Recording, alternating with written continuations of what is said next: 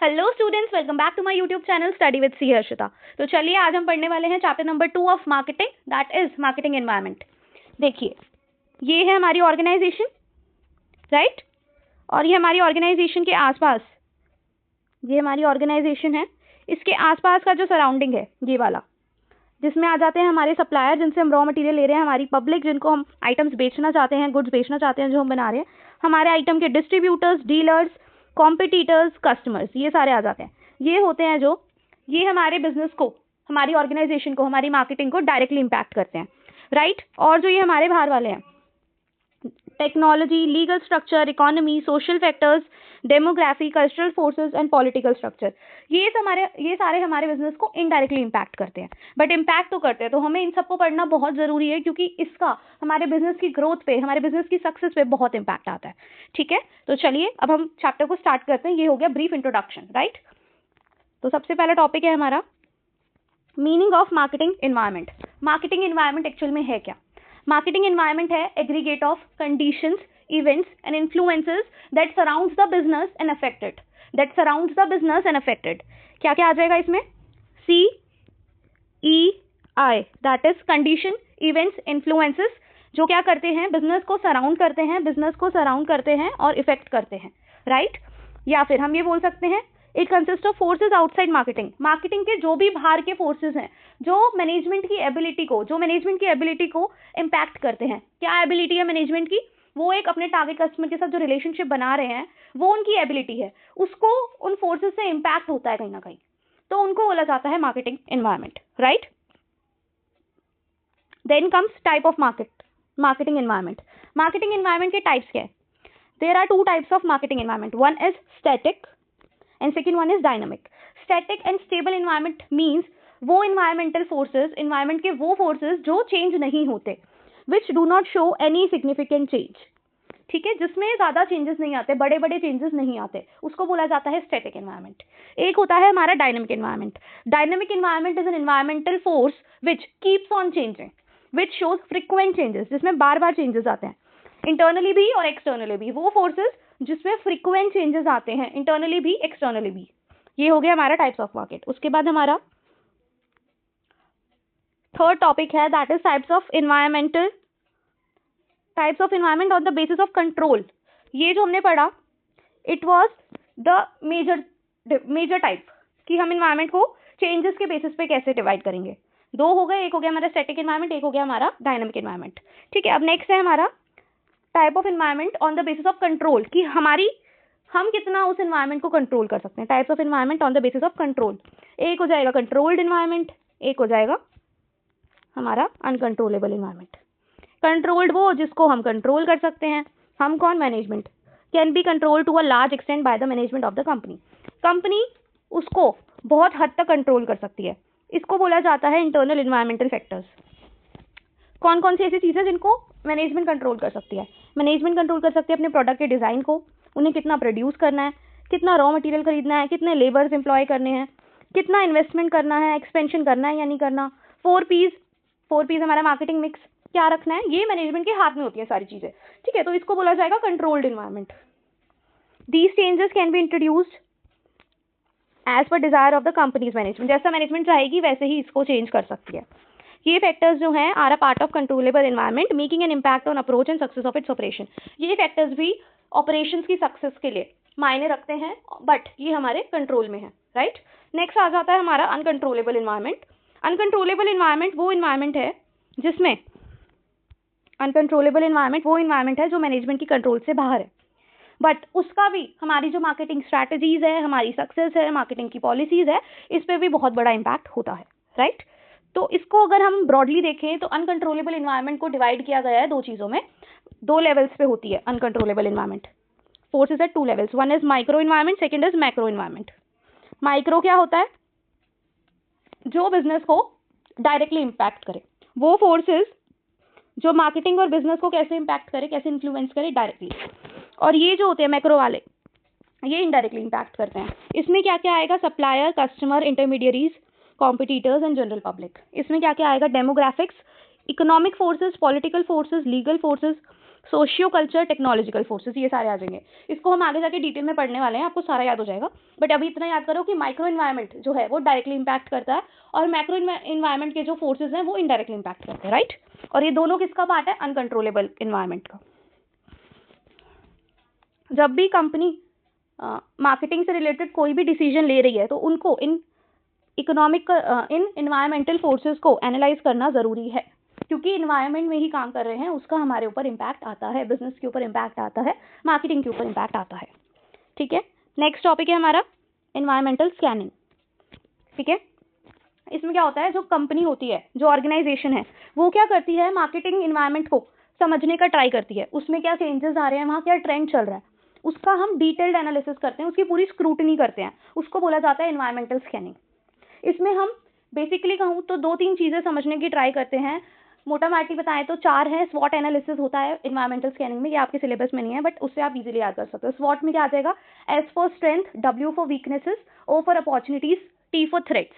Strength, weakness, opportunity, threats, ये 4 चीज़ें हम जानने की कोशिश करते हैं जब हम इन्वायरमेंटल स्कैनिंग कर रहे हैं। इन्वायरमेंटल स्कैनिंग क्या है? स्क्रूटनी है, स्क्रूटनी प्रोसेस है, किस लिए? जिसमें हम मार्केट इन्वायरमेंट में जो चेंजेस आ रहे हैं, जो ट्रेंड्स आ रहे हैं, उसको समझ पाएं। ठीक है, देखते हैं हम क्या लिखा है यहाँ पे। It is the process of scrutinising and weighing up changes and trends in the marketing environment by the firm. Firm जो है वो स्क्रूटनी करती है चेंजेस और ट्रेंड्स का। ठीक है, it helps in recognising potential opportunities and threats in the environment, right. अब देखिए नेक्स्ट टॉपिक क्या है हमारा।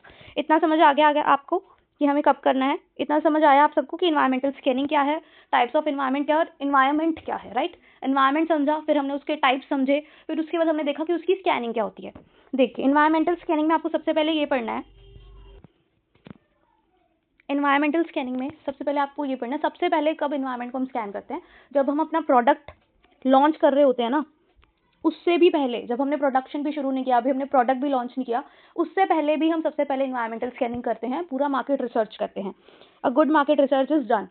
क्यों करते हैं? 4-5 चीज़ें जानने के लिए। ठीक है, सबसे पहली चीज़ है nature of the target customer.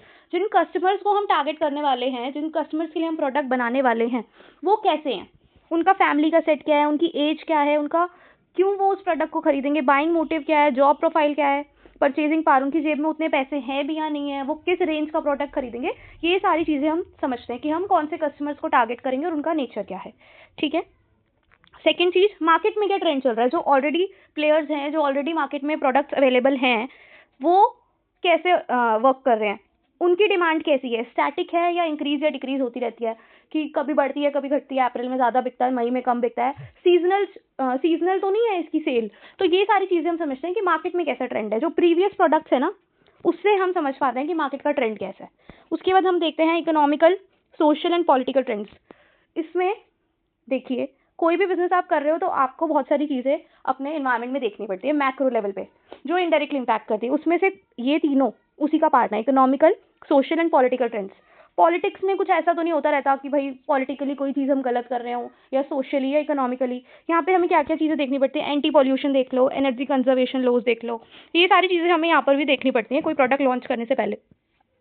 आपने देखा होगा कि अगर कोई कंपनी का बिजनेस सिगरेट्स का है तो वो हमेशा पैक पर डिस्क्लेमर डालते हैं that smoking is injurious to health. तो ये चीज़ें भी रिक्वायरमेंट्स है, सोशल रिक्वायरमेंट्स है, सोसाइटी के लिए रिक्वायरमेंट्स है कि आप ये चीज़ मेंशन करो। ठीक है, तो ये सारी चीज़ें भी हमें कोई प्रोडक्ट अगर लॉन्च कर रहे हैं तो उससे पहले देखनी पड़ती है कि इसकी कोई ऐसी डिमांड तो नहीं है, पॉलिटिकल डिमांड या सोशल डिमांड या इकोनॉमिकल ट्रेंड क्या चल रहा है अभी तक मार्केट में। उसके अलावा आ जाता है टेक्नोलॉजिकल ट्रेंड। ये आप फ़ोन से समझ सकते हो कि अगर किसी एक कंपनी का नया फ़ोन आता है, कोई नया फीचर आता है, तो दूसरी कंपनी भी उसको ले आती है क्योंकि अभी वो ट्रेंड में चल रहा है। जैसे OnePlus का स्क्रीन के ऊपर वो आता है फिंगरप्रिंट, तो वो काफ़ी अट्रैक्टिव चीज़ लगती थी कस्टमर्स को, तो और कंपनीज ने भी ट्राई किया कि भाई ये टेक्नोलॉजिकल चेंज हमें भी चाहिए। तो ये सारी चीज़ें हमें समझनी पड़ती है, राइट। उसके बाद है हमारा कॉम्पिटिशन इन मार्केट। इसमें हमें अपने कॉम्पिटिटर्स को भी समझना पड़ता है। कभी भी आप कोई भी नया प्रोडक्ट लेकर आ रहे हो तो आपको जो ऑलरेडी प्लेयर्स हैं मार्केट में, उनके बारे में स्टडी करनी पड़ेगी, उनकी क्या स्ट्रेंथ है, उनकी क्या वीकनेस है, ये वाली कंपनी का ज़्यादा क्यों बिकता है, इस वाली कंपनी का कम क्यों बिकता है, और हम अपना प्रोडक्ट कैसा बनाएं कि हम इनको एक लेवल तक कम्पीट कर पाएँ, उनको टक्कर दे पाए, राइट। तो क्या क्या चीज़ें हमें प्रोडक्ट लॉन्च करने से पहले मार्केट में रिसर्च करनी पड़ेगी, इन्वायरमेंट को स्कैन करना पड़ेगा। क्यों करेंगे? 5 चीज़ों के लिए करेंगे। सबसे पहले टारगेट कस्टमर का नेचर जानना है हमें, टारगेट कस्टमर का नेचर जानना है। उसके बाद मार्केट के क्या ट्रेंड्स हैं, इकोनॉमिकल सोशल पॉलिटिकल ट्रेंड्स देखेंगे, उसके बाद टेक्नोलॉजिकल ट्रेंड्स देखेंगे, उसके बाद कंपटीशन इन द मार्केट देखेंगे। राइट, समझ गए आप लोग? कितने हैं? 5 हैं। कौन कौन से? Nature of target customers, competitors in the market, 3 type के ट्रेंड्स थे, market trends, technological trends and social political and economical trends. Right, तो चलिए नेक्स्ट पे चलते हैं। नेक्स्ट टॉपिक है हमारा यहाँ पर इंपॉर्टेंस। अब ये इन्वायरमेंटल स्कैनिंग हम कर क्यों रहे हैं भाई, इतना झमेला क्यों करना है? ये कहना चाहते हैं कि देखो यार, जिस बिजनेस एनवायरनमेंट में हम रह रहे हैं, बिजनेस कर रहे हैं, वो कैसा है? डायनेमिक है, कॉम्प्लेक्स है, चेंज होता रहता है यार, इसमें हमेशा चेंजेस आते रहते हैं। देखो पहले आपकी सरकार थी दिल्ली में, अब बीजेपी की सरकार है, तो ये बहुत बड़ा चेंज है। ठीक है, ये हो गया हमारा पॉलिटिकल चेंज। ठीक है, और ये क्या है? ये कंटिन्यूसली चेंज होता रहता है और बिजनेस पे इसका कंटिन्यूसली इंपैक्ट आता रहता है, क्योंकि we are living in that environment. हमारा बिजनेस उसी इन्वायरमेंट में वर्क कर रहा है, हम उसी से सराउंडेड है, तो हम पे भी इंपैक्ट आएगा। तो हमारा कंटिन्यूस इंटरेक्शन है उसके साथ। अगर कंपनी अडेप्ट कर लेती है उस एनवायरनमेंट में तो वो सक्सीड कर जाएगी लॉन्ग रन में, लेकिन अगर वो नहीं ठहर पा रही तो वो बंद हो जाएगी। ठीक है, इसलिए बहुत ज़्यादा इंपॉर्टेंट है कि इन्वायरमेंटल स्कैनिंग हम करें और हमारे क्या क्या उसके इंपॉर्टेंस है। चलिए, मैंने इसकी शॉर्ट फॉर्म बनाई है क्या? डिस बिग फिली। डिस बिग फिली। डी से हमारा है डिटरमाइनिंग अपॉर्चुनिटी, आई से हमारा है आइडेंटिफिकेशन ऑफ थ्रेट्स, उसके बाद ऐसे हमारा है sensitization of management to cope up with rapid changes, sensitization of management to cope up with rapid changes. B से हमारा basis of strategy, intellectual stimulation, giving direction for the growth, formulation of strategies and policies. उसके बाद हमारा identifying firm की strength and weakness, learning continuously, image building. ये मैंने ऐसे आपको क्यों याद करा रही हूँ? क्योंकि हेडिंग्स आर मोस्ट इंपॉर्टेंट। ठीक है, जब थियोरेटिकल सब्जेक्ट हो जिसमें ज़्यादा थ्योरी हो, वहाँ पे हेडिंग्स पे ज़्यादा याद करना, फोकस करना जरूरी होता है। तो याद करिए क्या क्या इंपॉर्टेंस है इन्वायरमेंटल स्कैनिंग की। डिस बिग फिली, डिस बिग फिली। डी से हमारा डिटरमाइनिंग अपॉर्चुनिटी, आई से आइडेंटिफिकेशन ऑफ थ्रेट्स, ऐसे हमारा sensitization of management to the rapid changes, B से हमारा बेसिस ऑफ स्ट्रैटेजी, आई से हमारा इंटेलेक्चुअल स्टिमुलेशन, जी से हमारा giving directions for the growth, formulation, F से हमारा फॉर्मुलेशन ऑफ स्ट्रैटेजीज, एफ से हमारा formulation of strategies and policies, I से हमारा आइडेंटिफाई फॉर्म की strength and weaknesses, learning continuously and image building. This big फिली याद करना है, ये लिखो और याद करो। ठीक है, चलिए मैं आपको इसमें बता देती हूँ आप अंदर क्या कंटेंट लिख के आओगे, हेडिंग्स तो आप लोग डाल लोगे। ठीक है, चलो सबसे पहले अपॉर्चुनिटीज होता क्या है? अपॉर्चुनिटीज होता है favourable environmental forces, favourable changes, favourable external changes, जिससे क्या होगा? हमारा बिजनेस इंक्रीज होगा। अपॉर्चुनिटीज मीन्स द पॉजिटिव और favourable external forces that are likely to help the firm to increase its business. इससे बिजनेस इंक्रीज होगा।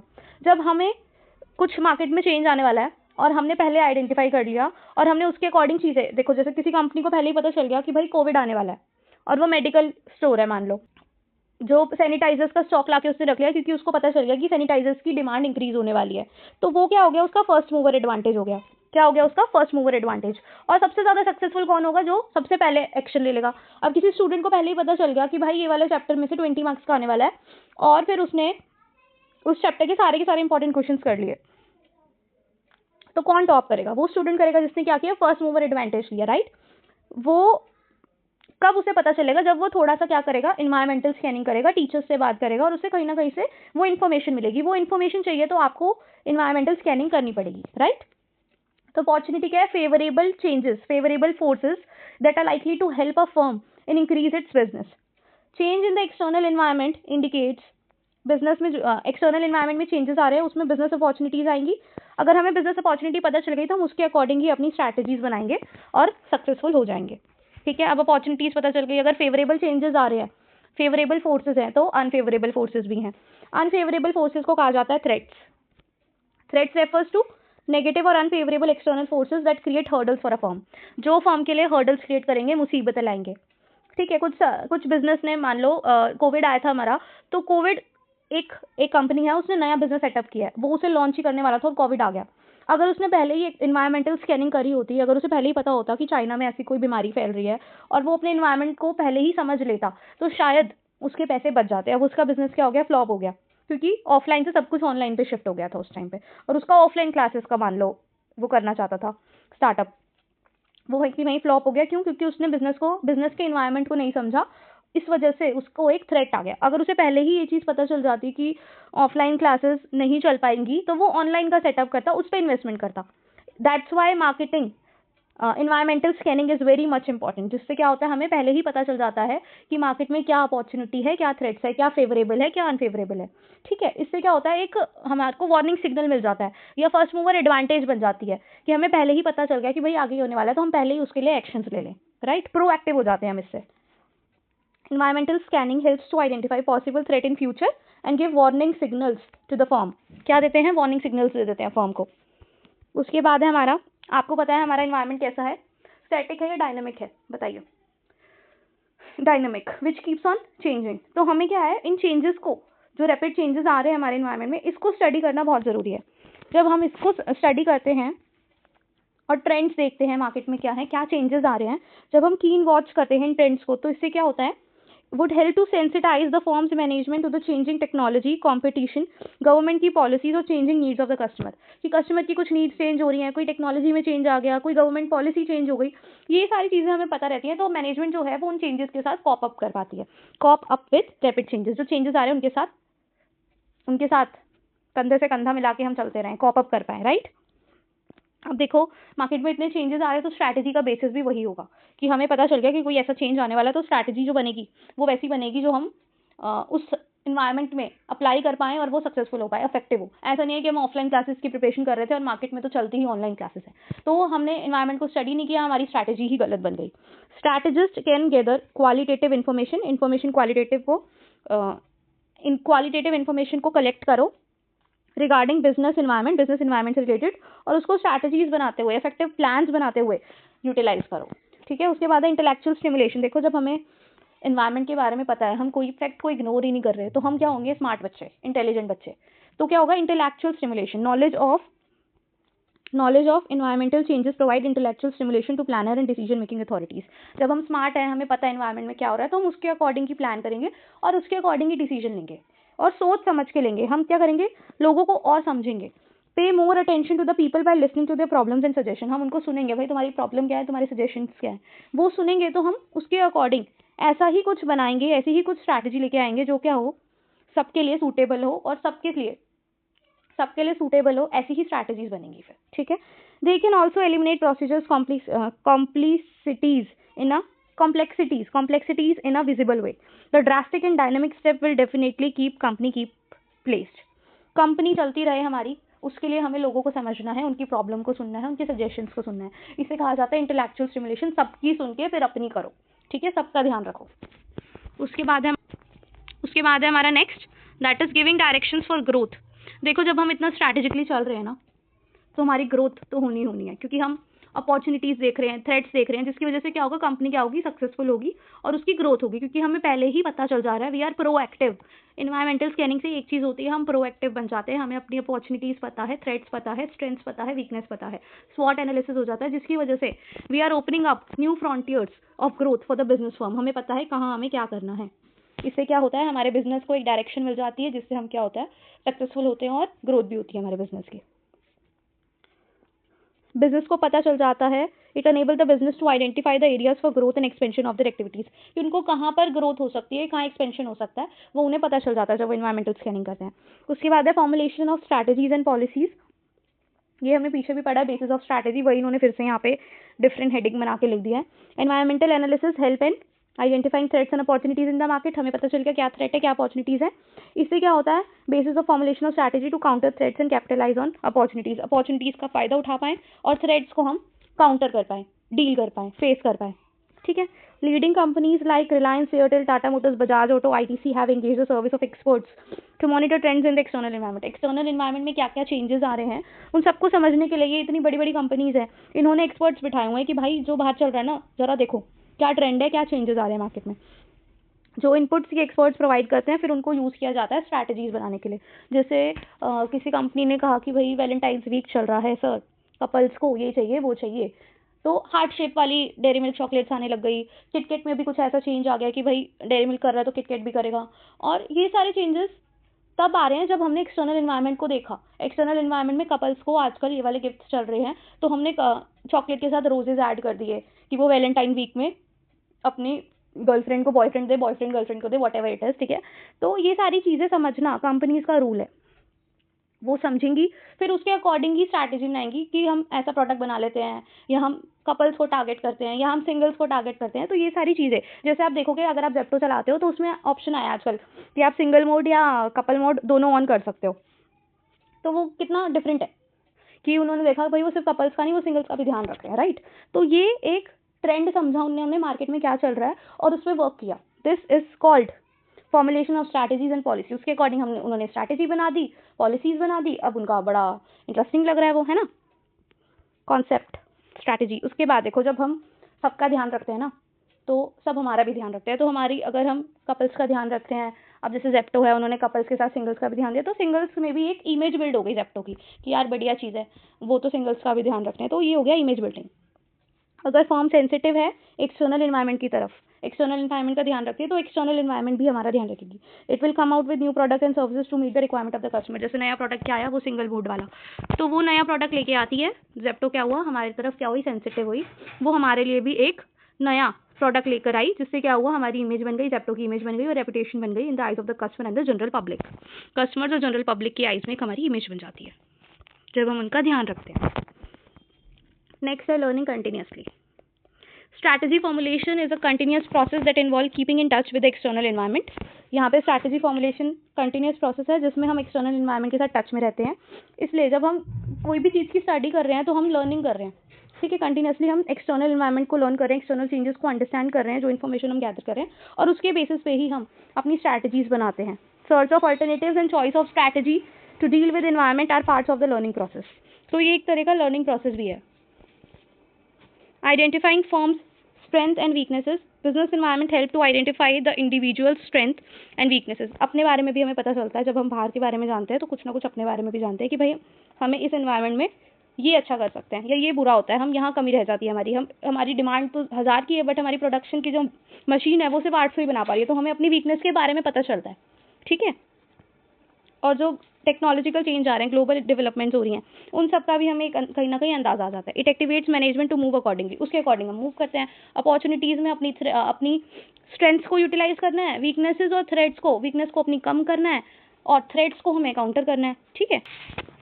It refers to external forces that are part of the larger society and so are beyond the control of the firm's management. Firm of जो management है firm की, उसके control में नहीं है, ये अनकंट्रोलेबल फैक्टर्स होते हैं।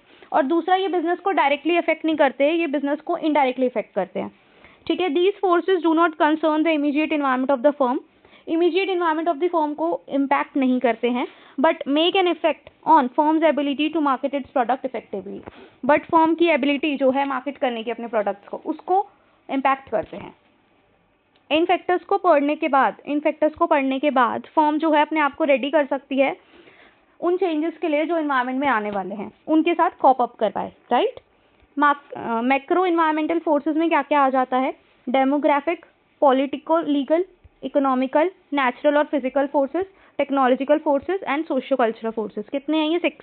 Demographics, politico, legal, economic, natural और physical, technological and socio culture. सबसे पहले देखते हैं डेमोग्राफिक फोर्सेस क्या होता है। कभी हमें बिजनेस भी स्टार्ट करना हो ना अपना, तो सबसे पहले हमें देखना पड़ता है कि हम कहाँ बिजनेस को सेटअप कर रहे हैं, राइट। कि हमें देखो, अगर हमें स्टेशनरी की शॉप खोलनी है तो हम ये देख सकते हैं कि जहाँ ट्यूशन सेंटर ज़्यादा हो वहाँ ओपन कर लें, या फिर जहाँ पे ऑलरेडी 3-4 स्टेशनरी की शॉप्स हो वहाँ ओपन करें, या स्कूल के बाहर करें, जहाँ पे हम अपनी टारगेट मार्केट को, टारगेट कस्टमर्स को ज़्यादा रीच कर पाएँ। तो बिजनेस सेटअप करने से पहले भी हमें डेमोग्राफिकल इन्वायरमेंट को समझना बहुत ज़रूरी है। डेमोग्राफी होता क्या है? यहाँ पे हम स्टडी करते हैं ह्यूमन पॉपुलेशन को इन टर्म्स ऑफ, क्या क्या टर्म्स हैं, साइज देख लो, डेंसिटी देख लो, location, age, gender, race, literacy, occupation.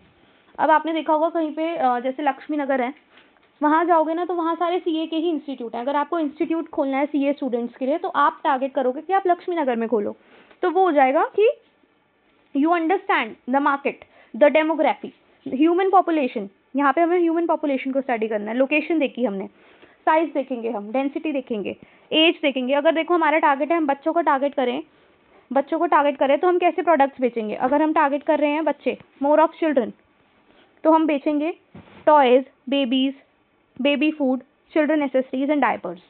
ये हो जाएगा हमारा, अगर हमारा टारगेट कस्टमर कौन है? चिल्ड्रन है। अगर हमारा टारगेट कस्टमर है एल्डरली पीपल, बूढ़े लोग, तो हम क्या प्रोडक्ट बना सकते हैं? मेडिसिन बना सकते हैं, वेलनेस प्रोडक्ट्स और वॉकिंग स्टिक्स बना सकते हैं। ठीक है, तो ये सारी स्टडी करना बहुत ज़रूरी है। इसको बोला जाता है डेमोग्राफिक फोर्सेस। डेमोग्राफिक फोर्सेस क्या है? Studying human population on the basis of क्या क्या था? Size, density, location, age, gender, race, literacy and occupation.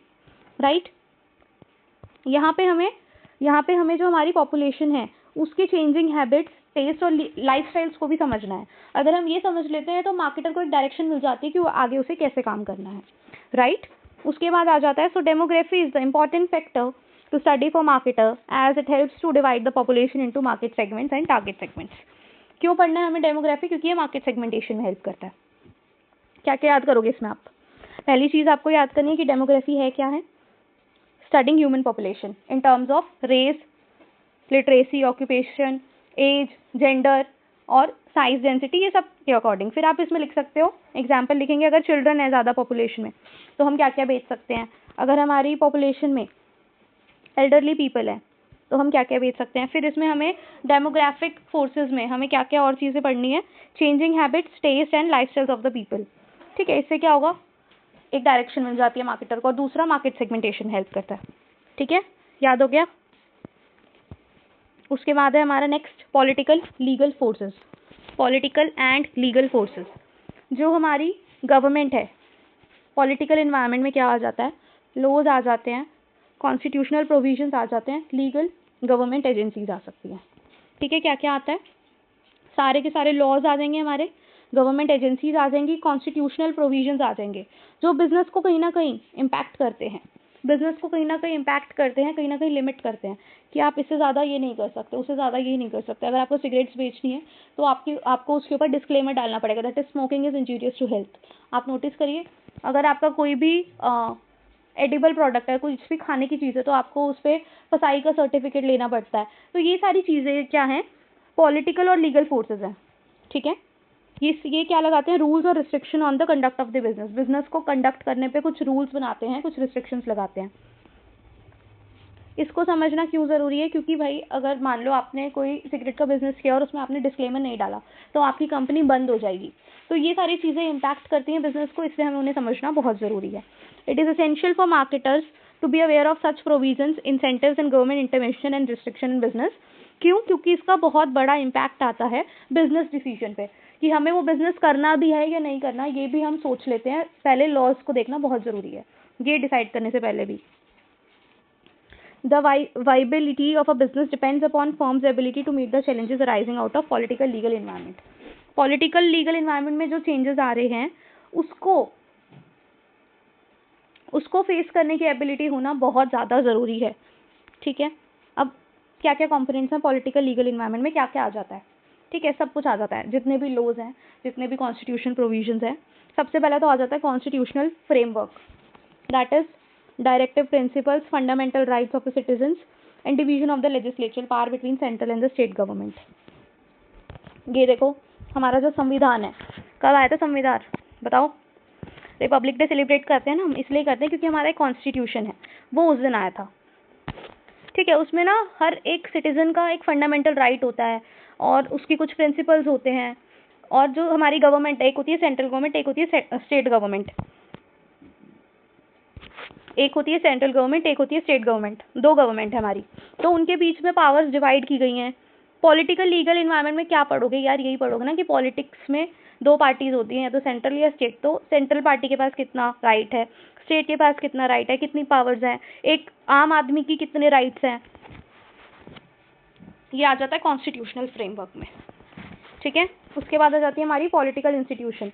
Political institution कौन कौन है? गवर्नमेंट और एलीड एजेंसी, गवर्नमेंट और उनकी दोस्त एजेंसीज। एलीड होता है फ्रेंड्स, राइट। उसके बाद है हमारा गवर्नमेंट इंटरवेंशन, कितना है, एक्सटेंट देखेंगे, उसका नेचर देखेंगे। फिर हम देख लेते हैं गवर्नमेंट पॉलिसीज जो इंपोर्ट एक्सपोर्ट से रिलेटेड है या कंज्यूमर प्रोटेक्शन से रिलेटेड है। स्मॉल स्केल, आपने देखा होगा कि support small business, local business को सपोर्ट करो, ऐसी ऐसी गवर्नमेंट पॉलिसीज आती रहती हैं। और कोई भी चीज़ अगर आपको करनी है, अगर जैसे आपको वो करनी है, अल्कोहल बेचनी है, तो आपको लाइसेंस लेना पड़ेगा। मोनोपोलीज, फॉरेन इन्वेस्टमेंट करनी है तो उससे पहले आपकी क्या गवर्नमेंट पॉलिसीज़ हैं, ये सारी आपको देखनी पड़ती है। प्राइसिंग से रिलेटेड हो गया, पॉल्यूशन से रिलेटेड हो गया। ठीक है, ये सारी आपको देखनी पड़ेगी इस लेवल पे, किस लेवल पे, पॉलिटिकल लीगल फोर्सेस के टाइम। प्राइसिंग एंड डिस्ट्रीब्यूशन, उसके बाद है protection of consumer, environmental and ecological balance. As law and regulations change often, जो लॉ और रेगुलेशंस है वो चेंज होते रहते हैं, तो बहुत ज़रूरी है कि इसको कंटिन्यूसली मॉनिटर किया जाए। जब चेंजेस आते हैं तो हमें मॉनिटर करना पड़ता है, और ये कब करते हैं हम, जब हम इन्वायरमेंटल स्कैनिंग करते हैं तो हम वहाँ पर मैक्रो इन्वायरमेंटल फोर्सेस को भी कंसिडर करते हैं। पहला हमने पढ़ा डेमोग्राफिक, उसके बाद हम पढ़ रहे हैं पॉलिटिकल लीगल इन्वायरमेंट। जैसे आपने बीच में सुना होगा कि मैगी बैन हो गई थी, क्यों हो गई थी, क्योंकि लोगों को लग रहा था that is injurious to health, उसमें कुछ ऐसा कोई कंपोनेंट है, जो इंग्रेडिएंट है जो कि हेल्थ के लिए बहुत गंदा है, बहुत ज़्यादा हेल्थ को डिटोरियसाइज करेगा, ठीक है, तो इसलिए मैगी बंद हो गई थी, बहुत टाइम तक मैगी नहीं आ रही थी। तो ये सारी चीज़ें क्यों आई थी, क्योंकि वो लीगली और पॉलिटिकली उसको बंद किया गया। उसके बाद है smoking is injurious to health, इसमें भी ये डिस्क्लेमर देना बहुत ज़रूरी है कि भाई तुम ये स्मोकिंग कर तो रहे हो, बट इससे क्या होगा, आपकी हेल्थ पे इम्पैक्ट आएगा, ठीक है, तो ये भी लीगली ज़रूरी है, ये लिखना पड़ेगा। लॉज इफेक्ट प्रोडक्ट का डिज़ाइन, प्राइस, प्रमोशन। आपने सुना होगा कि आप इकोनॉमिक्स में पढ़ते हो ना, वो कि एक फ्लोर प्राइस होता है जो गवर्नमेंट ने लगाया हुआ है कि भाई इससे ज़्यादा तुम नहीं बेच सकते या इससे कम में तुम नहीं बेच सकते, तो वो क्या है कि उससे हमारा प्राइस और प्रमोशन पे भी इम्पैक्ट आता है, प्रोडक्ट के डिज़ाइन पे भी इम्पैक्ट आता है। उसके बाद है हमारा irrespective of the political ideology, intervention in the marketing process has almost become common in every nation. ये हर नेशन पे होता है कि भाई पॉलिटिकली इम्पैक्ट किया जा रहा है, बिजनेसेस पे घुसा जा रहा है कि भाई ये नहीं करना, वो नहीं करना, ऐसे करना है, वैसे नहीं करना, तो ये सारी चीज़ें कहीं ना कहीं हर नेशन में हो रही है, पॉलिटिकली लीगली बिजनेस में घुसा जा रहा है, अफेक्ट किया जा रहा है, right. The marketing manager are required to have adequate knowledge and understanding of the political and legal forces of for accomplishing their task. देखो, एक जीएसटी आया, आपको पता है जीएसटी के बारे में कि हर चीज़ पे जीएसटी कटता है, तो आपको वो समझना है कि आपको जीएसटी में रजिस्टर कराना है या नहीं कराना, ये सारी चीज़ें बहुत ज़रूरी हैं। आपको अगर बिजनेस करना है तो आपको पॉलिटिकली और लीगली जो चेंजेस आ रहे हैं उनको समझना पड़ेगा, उनको मॉनिटर करना पड़ेगा और उनको अप्लाई भी करना पड़ेगा। जहाँ रिस्ट्रिक्शन है वहाँ रिस्ट्रिक्शन को रिस्पेक्ट कीजिए, जो रूल्स बनाए गए हैं रूल्स को रिस्पेक्ट कीजिए, वो सारी चीज़ें आप लोगों को करनी पड़ेंगी if you want to do a business smoothly, effectively, ठीक है। अब इसमें आप क्या क्या याद रखोगे, सबसे पहले आपको याद रखना है कंपोनेंट्स क्या क्या हैं पॉलिटिकल लीगल इन्वायरमेंट में। फिर पॉलिटिकल लीगल इन्वायरमेंट है क्या, पॉलिटिकल इन्वायरमेंट में क्या क्या आ जाएगा, laws, agencies and constitutional provisions, ठीक है। उसके बाद ये जो है बहुत ज़्यादा ऑफन चेंज होता है, तो हमारे को इसको मॉनिटर करना बहुत ज़रूरी है। और इससे क्या इम्पैक्ट आता है, हमारे प्रोडक्ट डिज़ाइन, प्राइस और प्रमोशन पे भी इम्पैक्ट आता है। दूसरा ये चीज़ और याद रखनी है आपको कि ये हर नेशन में हो रहा है, हर नेशन में हो रहा है, आपको मार्केटर को ध्यान देने की ज़रूरत है ही है, ठीक है। नेक्स्ट है हमारा economic forces. Economic is related to money, पैसा पैसा, right. Another aspect of macro environment is the economic environment. आप देखो, जब भी आपके फोर्सेज आ जाए, पूछ लें वो टाइप्स ऑफ फोर्सेज बताओ इन मैक्रो इन्वायरमेंट, तो आपको फर्स्ट लाइन तो ये लिखनी है, one of the important aspect of macro environment is this, that is economic environment, is political environment, ऐसे स्टार्ट करना है, ठीक है। उसके बाद हमने लिखा हुआ है इसमें क्या, जो मार्केटिंग मैनेजर है हर दिन उसको इकोनॉमिक फैक्टर्स को देखना है, कैसे उसका इम्पैक्ट आएगा, कैसे वो चेंज कर रहा है और हमें प्लान्स को कैसे चेंज करना है उसके अकॉर्डिंग। ये इकोनॉमिक फैक्टर्स तो आप जो अपने इकोनॉमिक की बुक में पढ़ते हो ना, इन्फ्लेशन, इंटरेस्ट रेट इंक्रीज हो गया, डिक्रीज हो गया, और ये सारी चीज़ें आपको इसमें लिखनी है, घुसाना जो याद आए। इकोनॉमिक फैक्टर्स तो पता ही है आपको क्योंकि आप इकोनॉमिक्स पढ़ रहे हो, राइट। उसके बाद है इकोनॉमिक न्यूज़। देखो, जो इकोनॉमिक न्यूज़ आती है ना, उससे या तो नर्वसनेस आ जाएगी या फिर ऑप्टिमिज्म आ जाएगा, या तो क्या आ जाएगी ना, जो इकोनॉमिक न्यूज़ आती है ना उससे दो चीज़ें होती हैं, या तो ऑप्टिमिज्म आता है या फिर नर्वसनेस आता है। ऑप्टिमिज्म में क्या आता है, या तो मान लो इम्प्रूवमेंट इन ग्रोथ रेट हो गया, डिमांड बढ़ गई, लाइक इंटरेस्ट रेट कम कर दिया उन्होंने, अनएम्प्लॉयमेंट कम कर दिया, तो ये अच्छी न्यूज़ है। इकोनॉमिक न्यूज़ क्या होंगी, दो टाइप की होंगी, या तो नर्वसनेस क्रिएट करेगी या ऑप्टिमिज्म क्रिएट करेगी। ऑप्टिमिज्म मतलब अच्छी न्यूज़ और नर्वसनेस मीन्स नेगेटिव न्यूज़। अच्छी न्यूज़ क्या हो सकती है, डिमांड बढ़ गई, अनएम्प्लॉयमेंट कम हो गया, इंटरेस्ट रेट कम हो गया, ग्रोथ रेट इंक्रीज हो गया, ये हो जाती है अच्छी न्यूज़। उसके बाद आ जाती है नेगेटिव न्यूज़। नेगेटिव न्यूज़ क्या करती हैं, कॉज नर्वसनेस। इसमें क्या होता है, रिसेशन आ गया, उसके बाद प्राइस बढ़ गए, टैक्सेशन का इंक्रीज हो गया, डिक्लाइनिंग एम्प्लॉयमेंट, एम्प्लॉयमेंट कम हो गया, ठीक है, डिमांड कम हो गई, ये हो जाती है नेगेटिव न्यूज़। इकोनॉमिक न्यूज़ से या तो हमारा ऑप्टिमिज्म होगा या फिर नर्वसनेस होगा। ऑप्टिमिज्म जब अच्छी न्यूज़ आई है, और जब नेगेटिव न्यूज़ आई है तो नर्वसनेस, नेगेटिव न्यूज़ नर्वसनेस।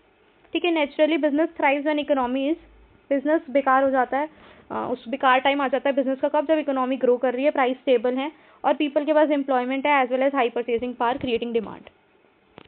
ठीक है, बिजनेस कहीं ना कहीं मंदा आ जाता है, थ्राइव करता है बिजनेस जब इकोनॉमी ग्रो कर रही हो, प्राइस स्टेबल हो गए हैं, प्राइस में इंक्रीज डिक्रीज कुछ नहीं है, तो इकोनॉमी मस्ट गो ऑन, हमेशा ऊपर नीचे कुछ ना कुछ होता रहना चाहिए जिससे बिजनेस भी स्टेबल रहे। बिजनेस को स्टेबल रहना है तो इकोनॉमी को हिलना पड़ेगा, राइट। उसके बाद है marketing products is easier when consumer are willing to buy, जब कस्टमर खरीदना चाहता है प्रोडक्ट को, मार्केटिंग करना तब आसान हो जाता है। और मार्केटिंग करना कब आसान होगा, जब कस्टमर की जेब में पैसे होंगे, when you have more money in your pocket you spend more. ठीक है, मार्केटिंग करना और आसान हो जाएगा, तुम्हारे को खरीदने के लिए फोर्स करना और इजी हो जाएगा। ठीक है, इन्फ्लेशन क्या होता है, महंगाई, पता है, rise in the price of the goods and services, इसका भी कहीं ना कहीं इम्पैक्ट आता है, राइट। इन्फ्लेशन अगर थोड़ा बहुत है तो अच्छा है, क्योंकि मैं कह रही हूँ ना मार्केट को थोड़ा बहुत हिलते रहना चाहिए, इकोनॉमी को थोड़ा बहुत हिलते रहना चाहिए, वो बिजनेस के लिए अच्छा होता है। लेकिन अगर इन्फ्लेशन बहुत ही वाइल्ड राइज हो गया, बहुत ज़्यादा प्राइसेस बढ़ गए, बहुत अति लेवल पे इन्फ्लेशन हो गया, जैसे बांग्लादेश में हो गया था कि भाई इतना महंगा पानी मिल रहा है, तो वो भी बेकार है सोसाइटी के लिए। फॉर पर्टिकुलरली इम्पैक्ट करेगा मिडिल और पुअर क्लास पीपल को। The consumer would spend less on luxury and would concentrate on basic necessity. जब इतनी महंगाई आ जाएगी कि जैसे बांग्लादेश में आ गई थी, तो लोग पहले रोटी खरीदेंगे, आटा खरीदेंगे, पानी खरीदेंगे, राइट, ना कि जाके महंगी कार खरीदेंगे या आईफोन खरीदेंगे। तो that's what happen when inflation comes. जब इन्फ्लेशन आ जाता है तो लोग नेसेसिटीज को पहले फुलफिल करते हैं, ना कि महंगी चीज़ें खरीदते हैं। To check price rise, interest rate are pushed upwards which affect expansion plan of the organization. ठीक है, ये सारी चीज़ों को हमें देखना है, इससे बिजनेस पे इम्पैक्ट आता है। क्या क्या टैक्स रेट हो गया, एक्सचेंज क्या क्या हो गया हमारा, टैक्स रेट, एक्सचेंज रेट और फॉरेन ट्रेड पॉलिसीज, मतलब जो भी इकोनॉमिकली न्यूज़ आ रही है वो हमारे को सारी देखते रहना चाहिए, क्योंकि इसका बिजनेस पे कहीं ना कहीं इम्पैक्ट आता है। अब आप इसमें लिख के क्या होगे, इतना सारा मैंने आपको पढ़ा दिया, कौन से पॉइंट ज़्यादा इंपॉर्टेंट है इसमें। इकोनॉमिक फोर्सेस सबसे पहले तो दो टाइप के होते हैं, क्या क्या हो जाएंगे, इकोनॉमिक न्यूज़ आती है या तो उससे क्या होगा, ऑप्टिमिज्म होगा या फिर नर्वसनेस होगा। पहली चीज़ ये लिख के आनी है, और आपको ये लिखना है कि इकोनॉमिक फैक्टर से क्या होता है, प्लान्स भी हमें उसके अकॉर्डिंग चेंज करने पड़ते हैं। ठीक है, उसके अलावा आप लिख सकते हो इन्फ्लेशन क्या होता है, प्राइस में इंक्रीज आ जाता है। इन्फ्लेशन थोड़ा बहुत हो तो वो बिजनेस के लिए अच्छा है, लेकिन ज़्यादा है तो बेकार है। ठीक है, उसके बाद लिखना है हमें कि इन सबसे बिजनेस पे इम्पैक्ट आता है, तो हमें इसको कंटिन्यूसली स्टडी करना बहुत ज़रूरी है, डिसीजन मेकिंग के टाइम पे बहुत इम्पैक्ट आएगा, राइट। उसके बाद आ जाते हैं हमारे नेचुरल एंड फिजिकल फोर्सेस। इसमें आ जाते हैं हमारे नेचुरल रिसोर्सेज जो कंपनी को चाहिए ही चाहिए, और ये हमारी कंपनी के लिए क्या हो जाते हैं, इनपुट्स। मान लो पानी नहीं मिल रहा और आग चाहिए तो आग नहीं है, इलेक्ट्रिसिटी नहीं है, ये सारे क्या होते हैं, हमारे नेचुरल रिसोर्सेज होते हैं। इसका कंसर्न बता दिया इन्होंने। नेचुरल फिजिकल फोर्सेस में सबसे पहला कंसर्न है shortage of raw material, raw material की शॉर्टेज है, एयर पोल्यूशन बढ़ रहा है, नॉइस पोल्यूशन बढ़ रहा है, लैंड पोल्यूशन बढ़ रहा है, वाटर पोल्यूशन बढ़ रहा है। तो ये दो चीज़ें इसमें इंपॉर्टेंट है कि रॉ मटेरियल कम हो गया और दूसरा हम पोल्यूशन कर रहे हैं। नेचुरल और फिजिकल फोर्सेस में दो कंसर्न है, एक है शॉर्टेज ऑफ रॉ मटेरियल, दूसरा है पोल्यूशन बढ़ रहा है। पोल्यूशन कौन कौन सा हो सकता है, एयर, वाटर, लैंड और नॉइस, राइट। रॉ मटेरियल की डिमांड इंक्रीज हो रही है, बट हमारा उतना रॉ मटेरियल है ही नहीं अवेलेबल। ठीक है, तो कंपनी के लिए प्रोडक्ट बनाना उतना ही मुश्किल हो जाता है। स्कार्स रिसोर्सेज, ये आपने पढ़ा था शायद इकोनॉमिक्स में भी, कि हमारे जो स्कार्स रिसोर्सेज है वो भी एक इकोनॉमिक प्रॉब्लम है। तो वो वाली इकोनॉमिक प्रॉब्लम आपको नेचुरल और फिजिकल फोर्सेज में लिखनी है कि जो रॉ मटेरियल है उसकी शॉर्टेज है। ठीक है, पॉल्यूशन जो है उसकी वजह से ह्यूज सोशल कॉस्ट आ जाती है, हमारा इन्वायरमेंट क्या हो रहा है, डिटेरियोरेट हो रहा है उसकी वजह से। The ecologist and sociologist assess social cost which negatively affect companies reputation if they are known for damaging the physical environment. अगर कोई कंपनी ऐसी है जो एक्सेस में पोल्यूशन कर रही है, तो उस कंपनी की इमेज कहीं ना कहीं खराब हो जाएगी कि ये कंपनी तो बहुत पोल्यूशन करती है। ठीक है, उसके बाद आ जाता है a marketer also has to calculate social net profitability, social benefit minus social cost of the business activity. कहीं ना कहीं जो हम सोसाइटी को फायदे दे रहे हैं और सोसाइटी का नुकसान कर रहे हैं, वो भी कैलकुलेट करना बहुत ज़रूरी है। उसको बोला जाता है सोशल नेट प्रॉफिटेबिलिटी। कैसे कैलकुलेट कर सकते हैं, सोशल बेनिफिट, जो हम बेनिफिट्स दे रहे हैं, और सोशल कॉस्ट माइनस कर दो उसमें से। जो सोसाइटी को हम नुकसान कर रहे हैं उसे बोला जाता है सोशल कॉस्ट, जो फायदा कर रहे हैं सोशल बेनिफिट, उसका डिफरेंस निकालो तो हमारी क्या आ जाएगी, सोशल नेट प्रॉफिटेबिलिटी। उसके बाद है it has to consider the physical environment factor such as quality and quantity of existing forest wealth, possibility of artificial rain, the exploitation of sea products like fish, health hazard due to the pollution etcetera. जब हम कुछ भी activity कर रहे हैं ना business की, तो हमें 4-5 चीज़ों का ध्यान देना चाहिए, जैसे कि अपने रेन, आर्टिफिशियल रेन की पॉसिबिलिटी है या नहीं है, सी प्रोडक्ट का एक्सप्लॉइटेशन हम कर रहे हैं, इससे हेल्थ हज़ार्ड क्या होगा, पोल्यूशन की वजह से लोगों की हेल्थ पे क्या इम्पैक्ट आएगा, ये सारी चीज़ें कंसिडर करनी चाहिए। ठीक है, इंडियन गवर्नमेंट ने भी कुछ इंट्रोड्यूस किया है जिसको बोला जाता है corporate social responsibility, short form है इसकी CSR। इसका मीनिंग होता है हर बिजनेस को कुछ ना कुछ सोशल रिस्पॉन्सिबिलिटी फुलफिल करनी है। 2% of the net profit of 3 last years उनको इन्वेस्ट करना पड़ता है सोसाइटी की तरफ उनकी रिस्पॉन्सिबिलिटी हो जाती है कि इतना अमाउंट तो आपको कुछ इको फ्रेंडली चीज़ें करनी है इस पैसे की। ठीक है, to maintain ecological balance, the marketing manager are expected to control the environmental consequences of the product, adopting green production। आपने सुना होगा ग्रीन प्रोडक्शन करो, बायोडिग्रेडेबल पैकेजिंग करो। आजकल तो पैकिंग भी आपने देखा होगा कि ऐसी पैकिंग आने लग गई है जो कि बायोडिग्रेडेबल है, जो डिस्पोज ऑफ कर सकते हैं। ऐसा नहीं है कि पॉलीथीन को बहुत अवॉइड किया जा रहा है, बीच में तो बिल्कुल ही बंद हो गई थी पॉलीथीन्स। ठीक है, ये कहीं ना कहीं क्यों किया जा रहा है कि उसका इन्वायरमेंटल कॉन्सिक्वेंस है कुछ ना कुछ। अगर कोई चीज़ ख़त्म ही नहीं हो रही, उसको 1-1 हज़ार साल लग जा रहा है, पॉलीथीन वैसी की वैसी ही रहती है, वो डिग्रेडेबल नहीं है, तो उसको अवॉइड किया जा रहा है क्योंकि उसका इम्पैक्ट आ रहा है। और हमें क्या करना है, follow the environmental criteria while deciding on product के इंग्रेडिएंट्स क्या डालने हैं, डिज़ाइन कैसे करना है, पैकेजिंग कैसे करना है, ये सारी चीज़ें आपको ध्यान देनी है जब आप अपना प्रोडक्ट बना रहे हो। ठीक है, और respond to the issues by the environmentalist and consumerist. कुछ इन्वायरमेंटलिस्ट होते हैं, वो कहते हैं कि भाई पेड़ बचाओ पेड़ बचाओ पेड़ बचाओ, तो उनको भी अगर आपको रिस्पॉन्ड करना पड़े तो आपको इसलिए भी थोड़ा नेचुरल फोर्सेस पे ध्यान देना पड़ेगा। ठीक है, अब आप इसमें से क्या क्या याद करोगे?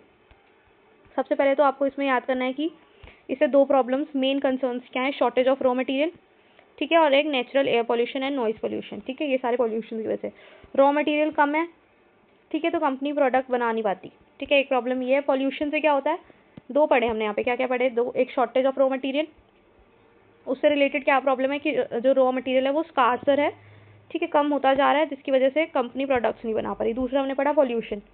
ठीक है, पॉल्यूशन की वजह से क्या हो रहा है, huge societal cost, huge social cost, जिसकी वजह ह्यूज सोशल कॉस्ट का मतलब ये है कि जो हमारी सोसाइटी है, जो हमारा इन्वायरमेंट है, वो डिटेरियोरेट हो रहा है, deterioration of the environmental around us. ये 2 चीज़ें याद हो गई। इसमें हमेशा हमें कोई भी हम काम कर रहे हैं तो हमें उसमें सोशल नेट प्रॉफिटेबिलिटी भी कैलकुलेट करनी है। ठीक है, ये याद कर लेना। और इसमें आप याद कर लेना ये CSR वाला पॉइंट याद कर लेना। और इसमें याद कर लेना इकोलॉजिकल बैलेंस, ये इंपॉर्टेंट है। इकोलॉजिकल बैलेंस बनाना बहुत ज़रूरी है। ये 3 चीज़ें उसमें हमें करनी होती हैं।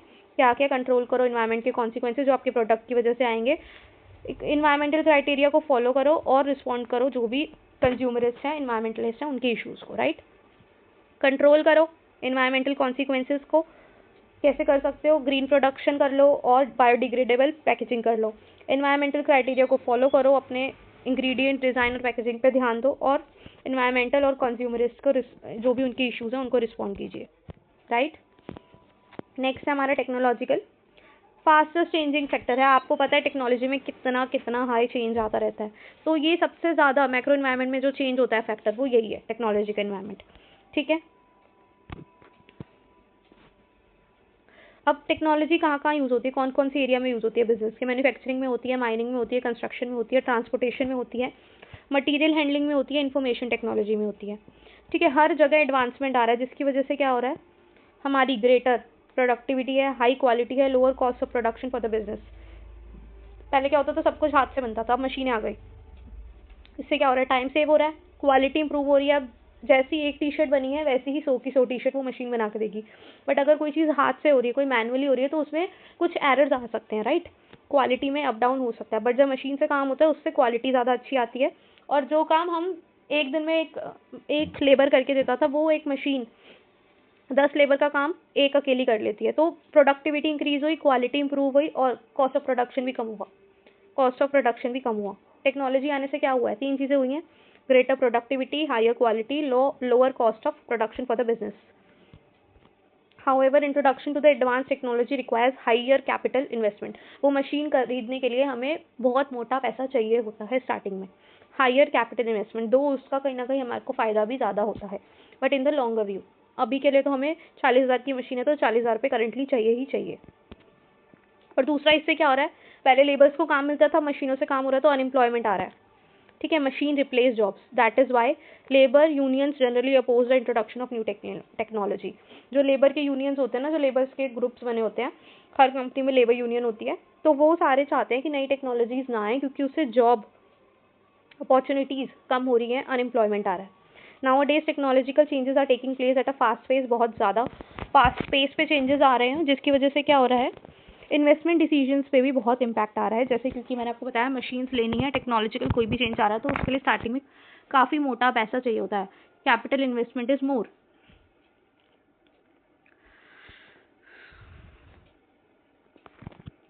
देखो, अगर हम मशीन लेके आ रहे हैं तो उससे क्या होगा, हायर कैपिटल इन्वेस्टमेंट, पहले ज़्यादा पैसा लगेगा, बट दूसरा ये है कि हमारा लेबर कॉस्ट सेव होता है, जिस as there will be less labours required, कम वर्कर्स चाहिए होते हैं। There is now an increasing trend towards e-commerce because of easier availability of IT throughout the world. आजकल हम वर्ल्ड में कहीं पे भी बेच सकते हैं, क्यों? Just because of our technology. The marketer must constantly watch changes, technology में चेंजेस आते रहते हैं, उस पर ट्रैक रखिए, मॉनिटर करिए, and competition and wants, customer wants को समझते रहिए। किसी भी कंट्री में the state of technology plays an important role in determining the type and quality of goods and services to be produce in the type of plants and equipment to be used, ठीक है। Thirdly adoption, कोई भी company अगर new technology को पहले adopt कर लेती है तो वो उसके लिए क्या हो जाएगा, फर्स्ट मूव एडवांटेज हो जाएगा, और उसको एक कॉम्पिटिटिव एज मिल जाएगा अपने अदर कॉम्पिटिटर्स के हिसाब से, उसको ज़्यादा फायदा हो जाएगा क्योंकि वो पहले ले आया है, राइट, उसके प्रोडक्ट ज़्यादा इंप्रूव्ड होंगे, ठीक है। अब इसमें से आप क्या क्या याद रखोगे टेक्नोलॉजी वाले में से, सबसे पहले तो आपको याद रखना है कि जो टेक्नोलॉजी है वो हमारे कौन कौन से एरियाज पे इम्पैक्ट करता है, manufacturing, mining, constructive, material handling, transportation, information technology. दूसरा, ये सबसे ज़्यादा चेंज होने वाला फैक्टर है, सबसे ज़्यादा चेंज होने वाला फैक्टर है। उसके बाद दूसरा आप लिखिए कि इसमें जब टेक्नोलॉजी आती है तो उससे 3 फायदे होते हैं, क्या क्या, हमारा ग्रेटर प्रोडक्टिविटी, हायर क्वालिटी और लोअर कॉस्ट ऑफ प्रोडक्शन। फिर उससे अगर हम नई टेक्नोलॉजी लाते हैं तो पैसे भी ज़्यादा खर्च होते हैं, हायर कैपिटल इन्वेस्टमेंट। दूसरा, इससे क्या होता है, अनएम्प्लॉयमेंट हो जाता है, क्योंकि मशीनें ज़्यादा यूज़ हो रही है और लेबर को कम करते हैं यूज़, ठीक है, लेबर का काम कम हो गया तो लेबर्स को हटा दिया जाता है। उसके अलावा कि मार्केटर को इसे कंटिन्यूसली मॉनिटर करना चाहिए, ठीक है। उसके बाद है हमारा सोशल कल्चरल फोर्सेस, ठीक है। इसमें क्या क्या आ जाएगा, institutions, basic values and beliefs of a group of people, जो लोगों का कल्चर है, जो लोगों की सोसाइटी है, उनके व्यूज़, उनके वैल्यूज़ हैं, उनके बिलीव्स हैं, उनका इंस्टीट्यूशन है, वो आ जाएगा इसमें, ठीक है। इसमें हमें देखना है socio culture environment of a country determines the value system of a society which in turns affect the marketing of the products. यहाँ पे सोसाइटी का जो वैल्यू सिस्टम है उसको स्टडी करना है, क्योंकि उससे भी कहीं ना कहीं मार्केटिंग पे इम्पैक्ट आता है। अगर बिजनेस फॉलो करती है अनएथिकल प्रैक्टिसेस और सोशल ग्रुप्स एंड गवर्नमेंट क्या करेंगे, उसको इंटरवेन कर देंगे कि भाई इसको सुधार ले, ये गलत कर रहा है तू, ठीक है। हर एक सोसाइटी का कोड ऑफ कंडक्ट होता है, उसको हमेशा ही बिजनेस को फॉलो करना चाहिए, determine the code of conduct that business should follow, ठीक है। अनएथिकल प्रैक्टिसेस नहीं करनी। इसमें आप क्या याद कर सकते हो, देखो, एक तो ये basic values and belief of a common people, इसमें आ जाएगा वैल्यू सिस्टम, सोसाइटी का वैल्यू सिस्टम क्या है, भाई इंडिया में ऐसे नहीं चलता, चाहे अमेरिका में चलता हो, इंडिया में ऐसे नहीं चलता, तो वो हमारा हो जाएगा हमारी सोसाइटी की वैल्यू सिस्टम, वो हमारी सोसाइटी का वैल्यू सिस्टम है, उसके अकॉर्डिंग ही तुम अपना कोड ऑफ कंडक्ट बनाओ और बिजनेस को वो फॉलो करना पड़ेगा। अनएथिकल प्रैक्टिसेस नहीं करोगे, अगर करोगे तो हम आएंगे, इंटरवीन करेंगे, गवर्नमेंट इंटरवीन करेगी, सोशल ग्रुप इंटरवीन करेगी कि तुम इसको सुधार लो, टू डिसिप्लिन इट, राइट। अब इसमें क्या क्या आ जाता है, सोशियो कल्चरल फैक्टर्स में आ जाएगा सबसे पहले caste and occupational structure, family का स्ट्रक्चर जॉइंट है या न्यूक्लियर है, increasing number of women in the workforce में कितनी औरतें इंक्रीज हो रही हैं, population shift from rural to urban areas, पहले हमारे यहाँ गाँव बहुत ज़्यादा थे, अब हमारा एरिया अर्बन होता जा रहा है, अब लोग ज़्यादा पढ़ रहे हैं, ठीक है। Education system and literacy rate, changing consumption habit of the population for enhancement of quality of life, अब लोगों को ज़्यादा नॉलेज आ गई है तो उनकी कहीं ना कहीं हैबिट्स, कंजम्पशन हैबिट्स भी चेंज हो रही हैं। वेस्टर्न मॉडल कल्चर को भी एक्सपोजर मिल गया है, ठीक है। सारे के सारे हमने पढ़ लिए। इसमें आप क्या क्या याद करोगे, पहले तो ये पॉइंट्स याद कर लेना, ठीक है, कि क्या क्या आ जाता है social economic social culture forces में। दूसरा आप याद कर लीजिए, इसमें वैल्यू सिस्टम और कोड ऑफ कंडक्ट कहाँ है हमारा कोड ऑफ कंडक्ट, ये चीज़ें याद कर लीजिए। और दूसरा, अगर कुछ भी गड़बड़ करोगे, गलत करोगे, अनएथिकल करोगे, तो कौन आएगा इंटरवीन करेगा? Social group and government. Social group and government दोनों के दोनों ही इंटरवीन करते हैं, राइट। चलिए ठीक है, मैक्रो इन्वायरमेंट को पेस्ट भी बोला जाता है। पी से हमारा पॉलिटिकल, ई से हमारा इकोनॉमिकल, एस से हमारा सोशल, टी से हमारा टेक्नोलॉजिकल। ठीक है, समझ गए? Economical, environmental forces, natural and legal environmental study by an organisation. बस पेस्ट में आप ये याद कर लो, political, economical, social, technological. Macro environment को पेस्ट भी बोला जाता है, बट उसमें 6 फैक्टर्स हैं, हमारे 2 मिसिंग है यहाँ पे, नेचुरल और लीगल फोर्सेस। ठीक है, पढ़नी है आज वो है micro environmental factors. It indicates factors and forces in the immediate area of operation of the firm which affect the marketing manager's ability to serve the customers. Customer को सर्व करने की जो एबिलिटी है मैनेजर की, उसको इम्पैक्ट करते हैं। और जो ये फोर्सेज हैं ये फर्म के आसपास ही होते हैं, फर्म के आसपास ही होते हैं। ठीक है, ये इंटरनल फोर्सेज भी हो सकते हैं, एक्सटर्नल फोर्सेज भी हो सकते हैं। इंटरनल फोर्सेज में क्या आ जाएगा? कंपनी की मैनेजमेंट और उसके वेरियस डिपार्टमेंट्स। वेरियस डिपार्टमेंट्स क्या क्या हो सकते हैं? Purchasing department, research and development department, production department, finance department, personal department. जो कंपनी के अंदर ही डिपार्टमेंट्स बने होते हैं ना, वो आ जाएंगे यहाँ पे। ये सारे क्या है? All departments are within an organization, और इनमें भी पोटेंशियल होता है कि ये पॉजिटिवली और नेगेटिवली फर्म के ऑब्जेक्टिव को इम्पैक्ट कर सके। ठीक है, ये factors in the control of the firm होते हैं, फर्म के कंट्रोल में होते हैं, इसलिए इन्हें कंट्रोलेबल फोर्सेज भी बोला जाता है। इसके बाद आते हैं हम एक्सटर्नल फोर्सेज पे। एक्सटर्नल फोर्सेज में 5 आ जाते हैं, क्या क्या? Supplier, marketing intermediaries, competitors, customers and general public.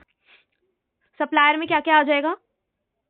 All the business firms और इंडिविजुअल, सारी की सारी बिजनेस फर्म और इंडिविजुअल जो सप्लाई कर रही हैं क्या क्या?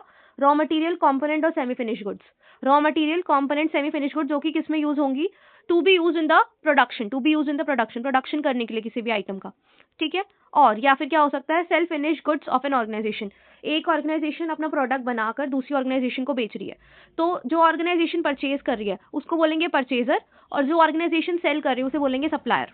ठीक है, उसके बाद है हमारा, एक फर्म जो है बहुत सारे न्यूमरस सप्लायर्स पे डिपेंड करती है, या तो वो उनसे इनपुट्स खरीद सकती है, या फिर वो प्रोड्यूसर हो सकते हैं, टू होलसेलर और रिटेलर। ठीक है, ऐसा हो सकता है कि जैसे मैं अगर शर्ट का बिजनेस कर रही हूँ, या तो ये है कि मैं बाहर से कपड़ा खरीद के लाऊंगी, मैं जिससे कपड़ा खरीदूंगी वो भी सप्लायर है, जिससे मैं बटन खरीद के आऊंगी वो भी सप्लायर है।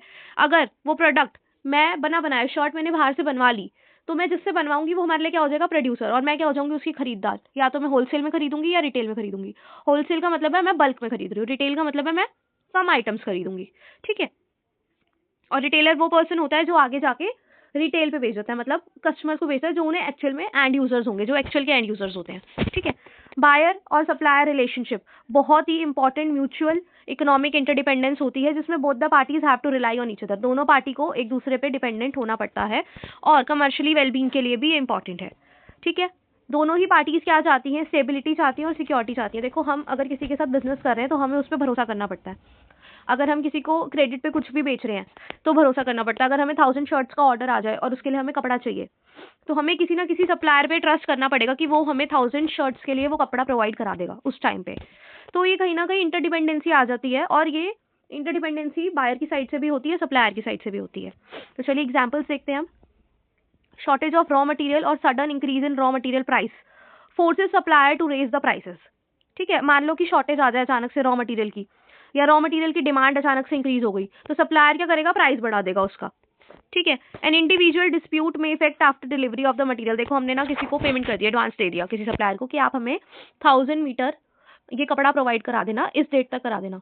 हमने पेमेंट कर दी, बट अब वो डिलीवरी नहीं करवा रहा उसकी, तो ये हो जाएगा कि कहीं ना कहीं हमारी क्या है? म्यूचुअल अंडरस्टैंडिंग नहीं है, और सेफ्टी पर्पज से वो इम्पैक्ट आ जाता है। तो हमें ये अच्छा डीलर ढूंढना, अच्छा सप्लायर ढूंढना बहुत ज्यादा इंपॉर्टेंट हो जाता है बिजनेस में। Any unexpected development in the supplier environment.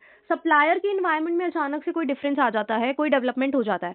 ठीक है, तो वो उसका डायरेक्ट और इमीडिएट इम्पैक्ट आता है हमारी मार्केट पे। जो फर्म है जो उनसे प्रोडक्शन कर रही है उसके ऑपरेशन पे इम्पैक्ट आ जाएगा, उसके प्रोडक्शन पे इम्पैक्ट आ जाएगा, उसकी सेल्स पे इम्पैक्ट आ जाएगा, उसकी हर चीज़ पे इम्पैक्ट आ जाएगा। अगर उसको मान लो रॉ मटेरियल नहीं मिला, या उसके सप्लायर ने प्राइसेस बढ़ा दिए, तो इसको भी अपने उसके प्रोडक्ट के प्राइसेस बढ़ाने पड़ेंगे।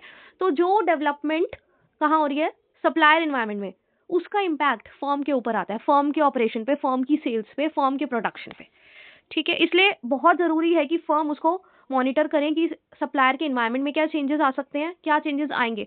देखो अगर 6 महीने से कंटिन्यूसली न्यूज़ चल रही है कि इस रॉ मटेरियल का प्राइस बढ़ने वाला है, तो आपके सप्लायर का भी बढ़ेगा। तो जो सप्लायर को जिस प्राइस में मिलेगा उसके अकॉर्डिंग आपको भी अपने प्लान्स बना के चलने हैं कि आगे जाके प्राइस इंक्रीज हो सकता है, ठीक है, ताकि हमें अचानक से दिक्कत ना आए, एडवर्स सिचुएशन ना हो जाए, हमारी प्रोडक्शन पे इम्पैक्ट ना आ जाए, ठीक है। क्या लिखा हुआ है, it is crucial for a firm to monitor potential changes in the supplier environment. Supplier environment में जो चेंजेस आ रहे हैं उनको मॉनिटर कीजिए और उसके लिए आप कंटिजेंसी प्लान्स को रेडी रखिए ताकि आपकी प्रोडक्शन एक्टिविटी पे कोई भी प्रॉब्लम ना आए, ठीक है। अब इसमें आप याद क्या रखेंगे, सप्लायर कौन होते हैं, सबसे पहले जो हमारे को ये सब चीज़ें सप्लाई करते हैं, ठीक है।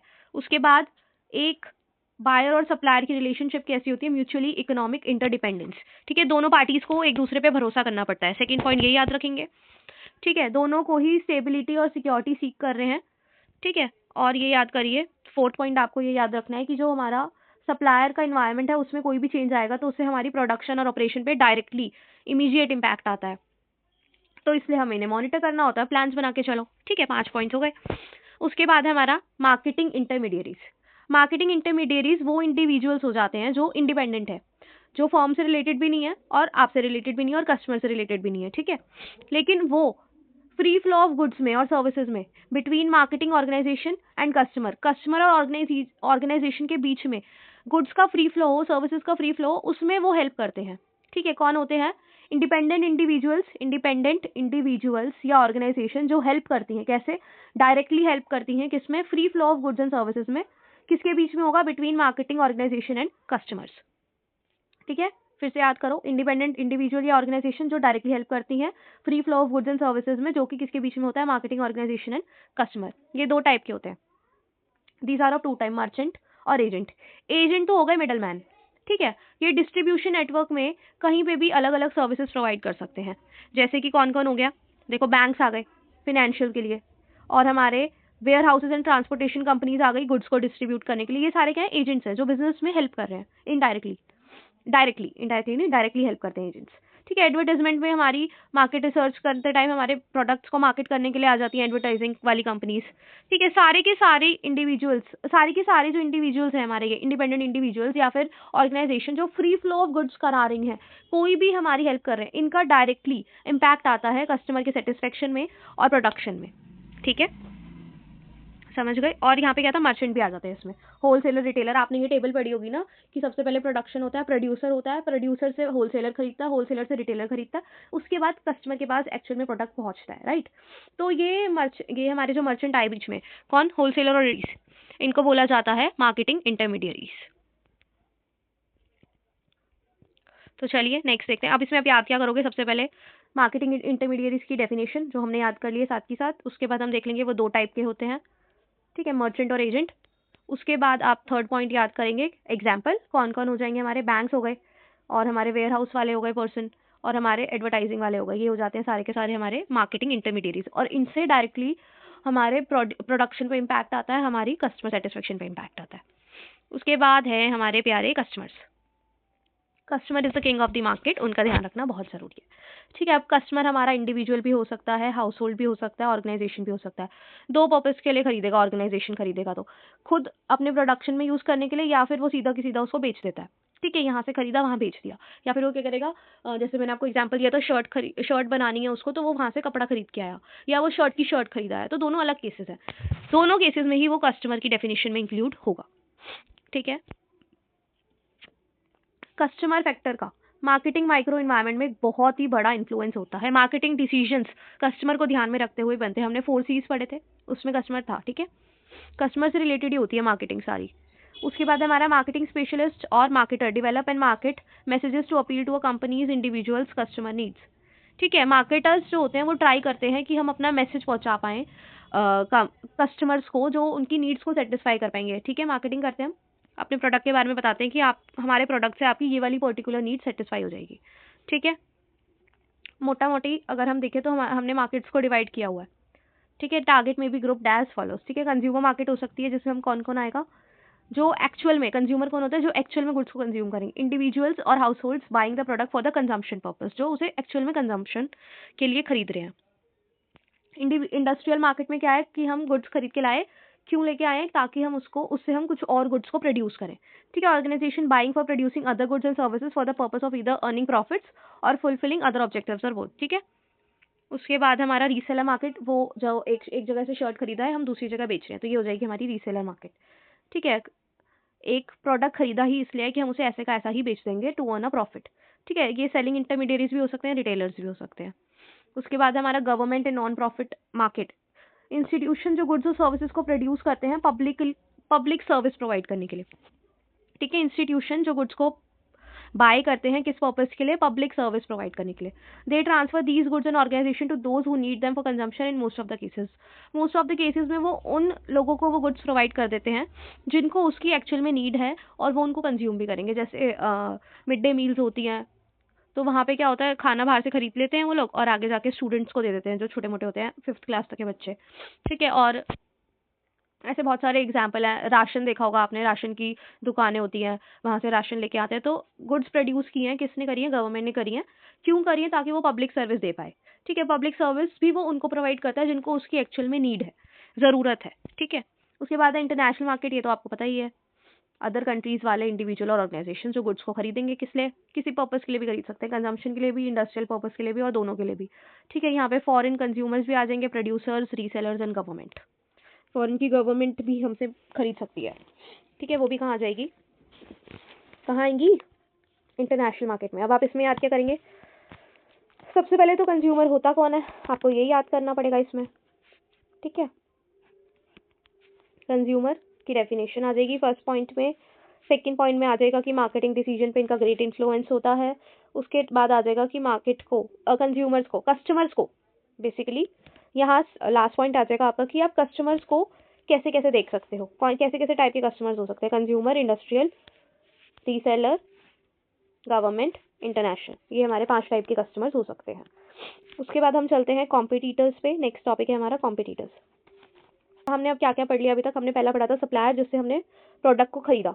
अब प्रोडक्ट को सप्लायर से कस्टमर तक पहुंचाने के लिए बीच में कौन चाहिए होते हैं? मार्केटिंग इंटरमीडिएरीज। ठीक है, लास्ट में वो कहाँ चला जाता है? कस्टमर के पास। अब कस्टमर के पास जब जाता है तो कस्टमर के पास होते हैं ऑप्शंस कि वो हमारे कॉम्पिटिटर से भी खरीद सकता है। तो अब हम पढ़ेंगे कॉम्पिटिटर्स। कॉम्पिटिटर्स में कौन कौन आ जाता है? कॉम्पिटिटर्स में कौन आ जाता है? राइवल बिजनेस फर्म्स, जो हमारे बिजनेस के साथ compete कर रही हैं। ठीक है, since they are competing with each other the marketing decision, जैसे कि हमारे, देखो अगर आपकी क्लास में स्टूडेंट्स हैं, सारे के सारे पढ़ रहे हैं, तो देयर आर, जो आप हैं, आप स्टूडेंट हैं, आपकी क्लास में जितने भी बच्चे हैं वो आप सबके कॉम्पिटिटर्स हैं। ठीक है, अब वो कैसे प्रिपेयर कर रहे हैं, उससे आपकी प्रिपरेशन के भी डिसीजंस पे कहीं ना कहीं इम्पैक्ट आता है। तो वैसे ही अगर 2 फर्म्स एक दूसरे से compete कर रही है तो एक के मार्केटिंग डिसीजन से दूसरे के मार्केटिंग डिसीजन पे भी फर्क आएगा।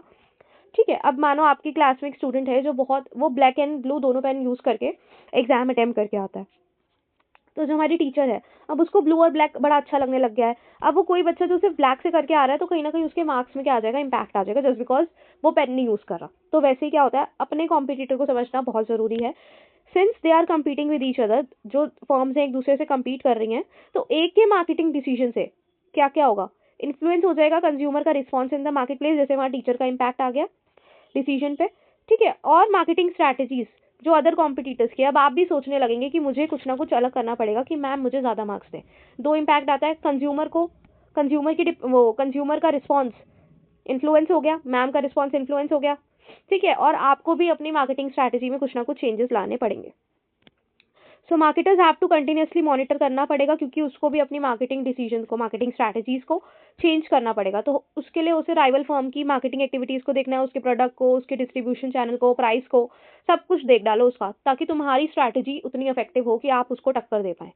ठीक है, they must also gain strategic advantage by positioning their products and services strongly against those of the competitors in the mind of the consumer. आपकी मार्केट का जो स्ट्रॉन्गेस्ट प्लेयर है वो अपने प्रोडक्ट्स को मॉल्स में बेचता है, वहाँ ज़्यादा लोग जाते हैं, वहाँ ज़्यादा सोप खरीदने लोग जाते हैं मॉल्स में, तो आप भी मॉल्स में ही अपने प्रोडक्ट को रखवाइए, उसके साइड में ही रखवाइए।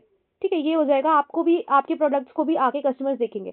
वेनेवर, अगर मान लो मैगी है, नूडल्स में मैगी सबसे ज़्यादा फेमस है। अब आप देखिए मैगी कहाँ कहाँ पोजिशन है, कौन सी शॉप्स पे बिकती है, मॉल्स में कहाँ रखवाई गई है। जहाँ मैगी रखवाई गई है ना, उसके साइड में ही आप अपने मैगी का प्रोडक्ट रखो, मैगी का कह रही हूँ, नूडल्स का प्रोडक्ट रखो, ताकि कस्टमर्स का वहाँ पर भी, आपके प्रोडक्ट्स पर भी ध्यान जाए। ये आपको एक स्ट्रैटेजिक एडवांटेज दे सकता है। उसके बाद 3 टाइप के कॉम्पिटिशन्स होते हैं। एक होता है सिमिलर प्रोडक्ट, सेम प्रोडक्ट्स बना रहे हो आप लोग, थोड़ा बहुत डिफरेंस है। जैसे हो गया एसी, 4 एसी हैं, 4 कंपनी है एसी की, चारों ही प्रोवाइड कर रही हैं एसी, चारों ही 2 टन के हैं, चारों ही 5 स्टार हैं, कोई डिफरेंस नहीं है, सिमिलर प्रोडक्ट्स हैं। तो वहाँ पे कंपटीशन आ जाता है, अब कौन से वाला लें। आप देख सकते हो इसका एग्जाम्पल लैपटॉप्स में भी हो सकता है, ठीक है, डेल का भी आता है लैपटॉप, और एसर कंपनी का भी आता है, एचपी का भी आता है। अब सिमिलर प्रोडक्ट्स हैं, तो कौन से वाला ले, तो वहाँ कंपटीशन आ जाता है। उसके बाद आ जाता है सब्स्टिट्यूट प्रोडक्ट। अब जैसे आपको फ्लाइट लेनी है, ठीक है, आपको जाना है दिल्ली टू मुंबई, आप दिल्ली टू मुंबई विस्तारा में भी जा सकते हो, आप दिल्ली टू मुंबई इंडिगो में भी जा सकते हो, आप दिल्ली टू मुंबई स्पाइस जेट में भी जा सकते हो, आपको सेम ही लगेगा। आप मान लो एक का प्राइस हाई हो रखा है तो आप दूसरी वाली फ्लाइट लेके चले जाओगे। तो ये होते हैं सब्स्टिट्यूट प्रोडक्ट। अगर ये वाला नहीं मिला तो आप दूसरा वाला लेके यूज कर सकते हो। These are called substitute products. वहाँ पे भी कंपटीशन होता है। ये देखो मैंने एग्जाम्पल भी वही एयरलाइन वाला ही ले रखा है यहाँ पे, कि in air transport industry IndiGo competes with Jet airlines, increase in fares of one airline increase demand for other airline. मान लो इंडिगो ने प्राइस बढ़ा दिया, तो आप क्या करोगे, जेट एयरलाइंस वाली टिकट बुक करके चले जाओगे, ठीक है, एक ने प्राइस बढ़ा दिया, दूसरे की डिमांड बढ़ गई। उसके बाद है competition amongst all firms. Final type of competition जो होता है वो किसके बीच में होता है, सारी फर्म्स में। सारी की सारी जितने भी बिजनेस हो रहे हैं, जितने भी है ना धंधा कर रहे हैं जो लोग, वो सारे के सारे अपना एक इमेज बनाना चाहते हैं, अपना एक मार्केट शेयर बनाना चाहते हैं मार्केट में। चाहे वो छोटी से छोटी दुकान हो, या बड़े से बड़ा मॉल हो, या बड़ी से बड़ी कंपनी हो, रिलायंस अंबानी अडानी हो, सब चाहते हैं कि उनका मार्केट में कुछ ना कुछ limited amount of market share हो। तो सारे के सारे उसके लिए लड़ रहे हैं, तो वो बोला जाता है compete करना, कंपटीशन अमंग ऑल फर्म्स, कि सब ही अपनी एक मार्केट शेयर चाहते हैं, इसलिए compete कर रहे हैं, ठीक है। एवरीवन इज competing, ठीक है। अब आप इसमें कंपटीशन में क्या ऐड करोगे, कॉम्पिटिटर्स में सबसे पहले कॉम्पिटिटर्स होते क्या हैं, ठीक है। कॉम्पिटिटर्स की स्ट्रैटेजी से, उनके डिसीजन से क्या दो चीज़ें होती हैं, कस्टमर के रिस्पॉन्स पे क्या इन्फ्लुएंस आता है, और हमारी स्ट्रैटेजी से भी कुछ ना कुछ इन्फ्लुएंस आना चाहिए। इसलिए कस्टमर कह रही हूँ, कॉम्पिटिटर्स को कंटिन्यूसली मॉनिटर करो। और 3 टाइप के कॉम्पिटिशन्स होते हैं। क्या क्या हो गया पॉइंट इसमें, पहला पॉइंट हमने पढ़ा कॉम्पिटिटर्स होते कौन है। कॉम्पिटिटर्स को हमें स्टडी करने की क्यों जरूरत है, उससे 2 चीज़ें हो जाती है, कस्टमर के रिस्पॉन्स पे इन्फ्लुएंस आएगा और मार्केटिंग स्ट्रैटेजी पे हमारी, इसलिए कंटिन्यूसली मॉनिटर करो। और 3 टाइप के कॉम्पिटिशन होते हैं, similar product, substitute products and amongst all the firm, competition amongst all the firm. Last but not the least is public, ठीक है। Last but not the least is public. Public कौन है, public हो जाएगी, it includes micro environment के आसपास के लोग, group of the people is called public, ठीक है। Public means any group that has an actual or potential interest in और impact on the companies ability to achieve its objective. Company अपने objective को achieve कर पाए उस पर अगर लोगों का, अगर किसी भी पर्सन का, किसी भी ग्रुप ऑफ पर्सन का एक्चुअल और पोटेंशियल इंटरेस्ट है, या वो कंपनी की एबिलिटी को इम्पैक्ट कर सकती है, तो उसको पब्लिक बोला जाएगा, ठीक है। ठीक है, नेक्स्ट पॉइंट पे चलते हैं हम। पब्लिक जो है वो कंट्रीब्यूट करती है मार्केटिंग प्रोग्राम में, कैसे, वर्ड ऑफ माउथ से, पॉजिटिव वर्ड ऑफ माउथ से। जैसे हम एक दूसरे को बताते हैं ना कि ये प्रोडक्ट अच्छा है, ये ले ले वो ले ले, तो हम कंपनी के लिए क्या हो जाएंगे, पब्लिक। पब्लिक को डिवाइड किया गया है 7 टाइप्स में, 7 टाइप्स ऑफ पब्लिक। पहला पॉइंट हमने पढ़ा, पब्लिक है क्या, क्या ग्रुप ऑफ पीपल है जो कंपनी की एबिलिटी को इम्पैक्ट करते हैं ऑब्जेक्टिव अचीव करने की, ठीक है। कितने टाइप की पब्लिक है हमारी, 7 टाइप ऑफ पब्लिक।